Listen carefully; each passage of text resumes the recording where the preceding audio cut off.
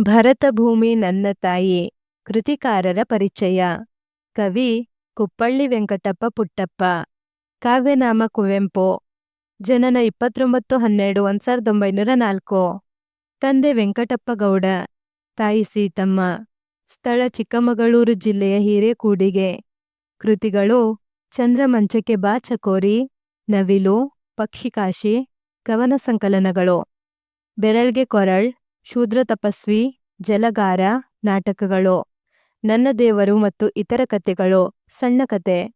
ಕಾನೂರು ಹೆಗ್ಗಡತಿ, ಮಲೆಗಳಲ್ಲಿ ಮದುಮಗಳು, ಕಾದಂಬರಿಗಳು. ಶ್ರೀರಾಮಾಯಣ ದರ್ಶನಂ, ಮಹಾಕಾವ್ಯ. ಪ್ರಶಸ್ತಿ: ಜ್ಞಾನಪೀಠ ಪ್ರಶಸ್ತಿ, ಪದ್ಮಭೂಷಣ, ಕೇಂದ್ರ ಸಾಹಿತ್ಯ ಅಕಾಡೆಮಿ ಪ್ರಶಸ್ತಿ, ರಾಷ್ಟ್ರಕವಿ, ಪಂಪ ಪ್ರಶಸ್ತಿ, ಕರ್ನಾಟಕ ರತ್ನ ಪ್ರಶಸ್ತಿಗಳು ಲಭಿಸಿವೆ. ಆಕರ ಗ್ರಂಥ: ಭರತ ಭೂಮಿ ನನ್ನ ತಾಯಿ ಕವಿತೆಯನ್ನು ಕುವೆಂಪು ಅವರ ಸಮಗ್ರ ಕಾವ್ಯ ಸಂಪುಟ 1ರಿಂದ ಆರಿಸಿಕೊಳ್ಳಲಾಗಿದೆ. ನಿಧನ: 10/11/1994. ಒಂದು ವಾಕ್ಯ. ಕವಿ ಕುವೆಂಪು ಅವರು ಭಾರತ ದೇಶವನ್ನು ಏನೆಂದು ಬಣ್ಣಿಸಿದ್ದಾರೆ? ಕವಿ ಕುವೆಂಪು ಅವರು ಭಾರತ ದೇಶವನ್ನು ತನ್ನ ತಾಯಿ ಎಂದು ಬಣ್ಣಿಸಿದ್ದಾರೆ. ಭಾರತ ದೇಶದ ಸಿರಿಮುಡಿ ಯಾವುದು? ಭಾರತ ದೇಶದ ಸಿರಿಮುಡಿ ಹಿಮಗಿರಿ. ಕವಿ ಕುವೆಂಪು ಅವರು ಗಂಗಾ ನದಿಯನ್ನು ಏನೆಂದು ಕರೆದಿದ್ದಾರೆ? ಕವಿ ಕುವೆಂಪು ಅವರು ಗಂಗಾ ನದಿಯನ್ನು ದೇವಗಂಗೆ ಎಂದು ಕರೆದಿದ್ದಾರೆ. ಕವಿ ಕುವೆಂಪು ಜೀವನವನ್ನು ಯಾರಿಗೆ ಎರೆಯುವೆ ಎನ್ನುತ್ತಾರೆ? ಕವಿ ಕುವೆಂಪು ಜೀವನವನ್ನು ಭಾರತಾಂಬೆಯ ಗುಡಿಯನ್ನು ಕಟ್ಟಲು ಎರೆಯುವೆ ಎನ್ನುತ್ತಾರೆ. ಕುವೆಂಪು ಅವರ ಯಾವ ಕೃತಿಗೆ ಜ್ಞಾನಪೀಠ ಪ್ರಶಸ್ತಿ ದೊರೆತಿದೆ? ಕುವೆಂಪು ಅವರ ಶ್ರೀರಾಮಾಯಣ ದರ್ಶನಂ ಕೃತಿಗೆ ಜ್ಞಾನಪೀಠ ಪ್ರಶಸ್ತಿ ದೊರೆತಿದೆ. 2-3 ವಾಕ್ಯ. ಕುವೆಂಪು ಅವರು ಭಾರತದ ಪ್ರಾಕೃತಿಕ ಸಿರಿಯನ್ನು ಏನೆಂದು ವರ್ಣಿಸಿದ್ದಾರೆ? ಭಾರತಾಂಬೆಯ ಮುಡಿಯನ್ನು ಹಿಮಪರ್ವತ ಆವರಿಸಿದೆ. ಅವಳ ಪಾದಗಳನ್ನು ಕಡಲುಗಳು ತೊಳೆಯುತ್ತಿದ್ದಾವೆ. ಇಲ್ಲಿನ ಹಚ್ಚ ಹಸಿರಿನ ಪಚ್ಚೆ ಪೈರುಗಳು ಅವಳುಟ್ಟ ಸೀರೆಯಂತೆ ಕಾಣಿಸುತ್ತವೆ ಎಂದು ಕುವೆಂಪು ಅವರು ಭಾರತದ ಪ್ರಾಕೃತಿಕ ಸಿರಿಯನ್ನು ವರ್ಣಿಸಿದ್ದಾರೆ. ನಮ್ಮ ಭಾರತ ದೇಶದಲ್ಲಿ ಹರಿಯುವ ಪ್ರಮುಖ ನದಿಗಳಾವುವು? ನಮ್ಮ ಭಾರತ ದೇಶದಲ್ಲಿ ಹರಿಯುವ ಪ್ರಮುಖ ನದಿಗಳು: ಸಿಂಧೂ, ಯಮುನೆ, ದೇವಗಂಗೆ, ತಪತಿ, ಕೃಷ್ಣ, ಭದ್ರೆ, ತುಂಗೆ. ಮತದ ಬಿರುಕುಗಳನ್ನು ಏಕೆ ತೊರೆಯಬೇಕು? ನಾವೆಲ್ಲರೂ ಭಾರತಾಂಬೆಯ ಮಕ್ಕಳು. ಒಂದೇ ತಾಯಿಯ ಮಕ್ಕಳಂತೆ ಒಗ್ಗಟ್ಟಿನಿಂದ ಬದುಕಬೇಕು. ನಮ್ಮಲ್ಲಿ ಮತಭೇದ ಇರಬಾರದು. ಭಾಷೆಯ ಸಾಮರಸ್ಯದಿಂದ ಬದುಕಬೇಕು. ಹಾಗಾಗಿ ಮತದ ಬಿರುಕುಗಳನ್ನು ತೊರೆಯಬೇಕು. 7-8 ವಾಕ್ಯ. ಕುವೆಂಪು ಅವರು ಭರತ ಭೂಮಿಯನ್ನು ಯಾವ ರೀತಿಯಲ್ಲಿ ವರ್ಣಿಸಿದ್ದಾರೆ?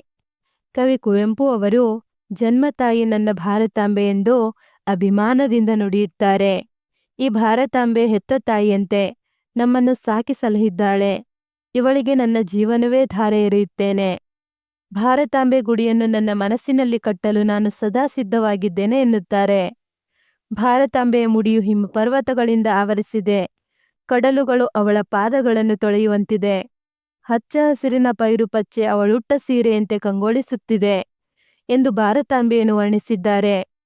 ಈ ಭಾರತ ದೇಶದಲ್ಲಿ ಹರಿಯುತ್ತಿರುವ ಸಿಂಧು, ಯಮುನಾ, ಗಂಗೆ, ತಪತಿ, ಕೃಷ್ಣ, ಭದ್ರೆ, ತುಂಗ ನದಿಗಳು ಕೇವಲ ನದಿಗಳಲ್ಲ, ಅವು ಪುಣ್ಯತೀರ್ಥಕ್ಕೆ ಸಮವಾದವು ಎಂದಿದ್ದಾರೆ. ಭಾರತದಲ್ಲಿ ಮತದ ಬಿರುಕುಗಳನ್ನು ತೊರೆಯಲಾಗಿದೆ. ನುಡಿಗಳ ಒಡಕುಗಳನ್ನು ಮರೆಯಲಾಗಿದೆ. ದಾಸ್ಯವನ್ನು ದೂರ ಮಾಡಲಾಗಿದೆ. ನಾವೆಲ್ಲರೂ ಭಾರತೀಯರು ಎಂಬ ಭಾವನೆ ಮೂಡಿಸಲಾಗಿದೆ. ಇಂತಹ ಭಾರತಾಂಬೆ ನಮ್ಮೆಲ್ಲರ ತಾಯಿ. ನಾವೆಲ್ಲರೂ ಅವಳ ಮಕ್ಕಳು ಎಂಬ ಅಭಿಮಾನ ಕುವೆಂಪು ಅವರದಾಗಿದೆ. ಭಾಷಾಭ್ಯಾಸ. ಸಮಾನಾರ್ಥಕ ಪದ: ಗಿರಿ, ಬೆಟ್ಟ, ಶಿಖರ, ಪರ್ವತ. ಕಡಲು, ಸಾಗರ, ಸಮುದ್ರ. ಭೂಮಿ, ಇಳೆ, ವಸುಂಧರ, ಧರಿತ್ರಿ, ಪೃಥ್ವಿ. ತಾಯಿ, ಅಮ್ಮ, ಅವ್ವ, ಜನನಿ. ನುಡಿ, ಮಾತು, ಭಾಷೆ, ವಚನ. ವಿರುದ್ಧಾರ್ಥಕ ಪದ: ಪಾಪ, ಪುಣ್ಯ, ಸ್ವರ್ಗ, ನರಕ, ಸ್ವಾತಂತ್ರ್ಯ, ಪರಾತಂತ್ರ್ಯ, ಮರೆ, ನೆನಪು, ಹಿರಿಯ, ಕಿರಿಯ. ಪದ್ಯದಲ್ಲಿ ಬಳಕೆಯಾಗಿರುವ ಪ್ರಾಸಪದಗಳನ್ನು ಆಯ್ದು ಬರೆಯಿರಿ. ತೊಟ್ಟಿಲು, ಕಟ್ಟಲು, ಮುಡಿಯ, ತೊಳೆಯುವಡಿಯ, ಗಂಗೆ, ತುಂಗೆ, ತೊರೆವ, ಮರೆವ, ಬಿರಿವೆ, ದೇವಿಗೆರೆವೆ. ಪದಗಳನ್ನು ಬಿಡಿಸಿ ಬರೆಯಿರಿ. ದೇವಿಗೆರೆವೆ, ದೇವಿಗೆ ಪ್ಲಸ್ ಎರೆವೆ. ತೊಳೆಯುವಡಿಯ, ತೊಳೆಯುವ ಪ್ಲಸ್ ಅಡಿಯ, ನುಡಿಗಳೊಡಕುಗಳನ್ನು, ನುಡಿಗಳ ಪ್ಲಸ್ ಒಡಕುಗಳನ್ನು. ಸ್ವರ್ಗಕ್ಕೇರಿ, ಸ್ವರ್ಗಕ್ಕೆ ಪ್ಲಸ್ ಏರಿ. ಪುಣ್ಯದೇಣಿ, ಪುಣ್ಯದ ಪ್ಲಸ್ ಏಣಿ. ಈ ಕೆಳಗಿನ ಸೂಕ್ತಿಗಳನ್ನು ವಿವರಿಸಿ ಬರೆಯಿರಿ. ಜನನಿ ಜನ್ಮಭೂಮಿ ಸ್ವರ್ಗಕ್ಕಿಂತಲೂ ಮಿಗಿಲು. ಗಾದೆಗಳು ವೇದಗಳಿಗೆ ಸಮಾನ. ವೇದ ಸುಳ್ಳಾದರೂ ಗಾದೆ ಸುಳ್ಳಾಗದು ಎಂಬ ಮಾತಿದೆ. ಅಂತಹ ಗಾದೆಗಳಲ್ಲಿ ಇದು ಕೂಡ ಪ್ರಮುಖವಾಗಿದೆ.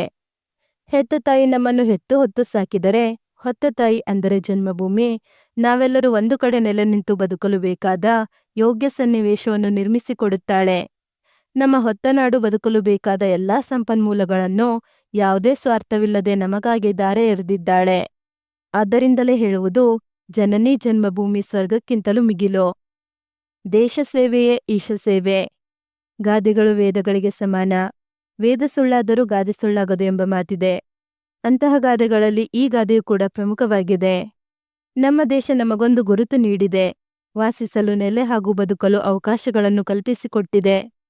ಇಂತಹ ದೇಶ ಸೇವೆಗಾಗಿ ನಾವೆಲ್ಲರೂ ಟೊಂಕ ಕಟ್ಟಿ ನಿಲ್ಲಬೇಕಿದೆ. ದೇಶ ಸೇವೆಗೆ ಯಾವ ಬಲಿದಾನಕ್ಕಾದರೂ ನಾವು ಸದಾ ಸಿದ್ಧರಾಗಿರಬೇಕು. ದೇಶ ಸೇವೆ ಮಾಡುವುದು ಒಂದು ಪುಣ್ಯದ ಕೆಲಸ. ಅದು ಈಶನ ಕೆಲಸಕ್ಕೆ ಸಮವಾಗಿದೆ ಎಂಬುದೇ ಈ ಗಾದೆ ಮಾತಿನ ಸಾಮಾನ್ಯ ಅರ್ಥ. ಧನ್ಯವಾದಗಳು. ಕನ್ನಡ ಎಲ್ಲಾ ಪಾಠಗಳ ಪ್ರಶ್ನೋತ್ತರಗಳಿಗಾಗಿ ತಪ್ಪದೆ ಪ್ಲೇಲಿಸ್ಟ್ ಅನ್ನು ನೋಡಿ.